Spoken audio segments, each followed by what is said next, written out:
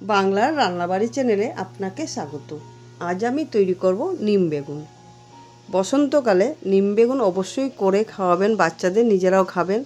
বড় ছোট সকলেরই দরকার নিম বেগুন খাওয়া। প্রথমে আমি নিম পাতা ছাড়িয়ে নেব আর বেগুন কেটে নেব। এই পাশে আমি গ্যাস জ্বালিয়ে কড়াই বসিয়ে নেব। কড়াইতে দিয়ে দিচ্ছি সাদা তেল। তেলটা গরম হওয়ার পর নিম পাতা এর মধ্যে ছেড়ে দিচ্ছি। নিম পাতাটা কিন্তু একদম মুচমুচে করে ভেজে নেব।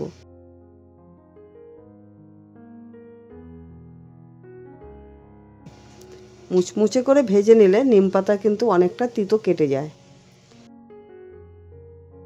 নিম পাতা ভাজা হয়েছে, আমি একটা পাত্রে নিম পাতা তুলে নেব।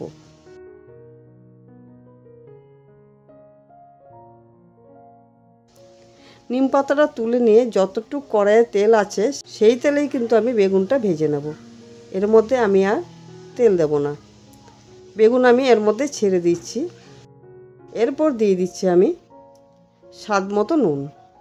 নুন দিয়ে একটু নাড়াচাড়া দিয়ে ঢাকা দিয়ে রেখে দেব। এর মধ্যে কিন্তু হলুদ দেওয়ার দরকার নেই।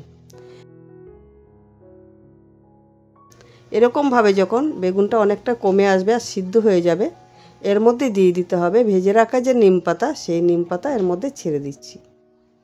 এই নিম বেগুন কিন্তু বসন্তকালে বাচ্চাদের অবশ্যই খাওয়াবেন আর নিজেরাও কিন্তু খাবেন। এইটা দিয়ে কিন্তু এক থালা ভাত শেষ হয়ে যাবে নিমেষে। রান্নাটা এতটাই টেস্টি। রান্নাটা কিন্তু খুব চটজলদি হয়। রান্নাটা অবশ্যই করবেন। আর রান্নাটা কেমন লাগলো জানাবেন। ভিডিওটা যদি ভালো লাগে অবশ্যই আমার চ্যানেলটিকে সাবস্ক্রাইব, লাইক, শেয়ার করতে ভুলবেন না।